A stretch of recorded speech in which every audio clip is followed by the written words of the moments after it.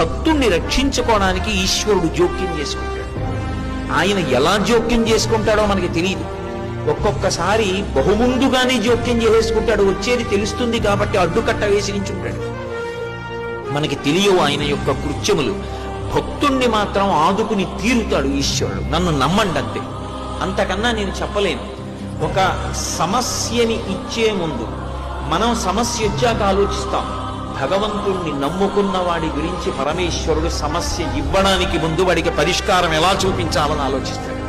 నన్ను నమ్ముకుని ఉన్నవాడు వాడు పాడైతే, అందుకే భాగవతంలో అష్టమ స్కందంలో అంటాడు, వాడు నా కొరకు రక్షింపవలయువాడు. వాడి కోసం వాడిని నేను రక్షించట్లేదు, నా కోసం రక్షిస్తున్నా. అటువంటి వాడు పాడైపోతే లోకంలో భగవంతుడున్నాడు అని ఎవడు నమ్ముతాడు? నమ్మడు. నేను ఉన్నాను అని నమ్మాలంటే నన్ను నమ్ముకున్నవాడు పాడవడానికి వీల్లేదు.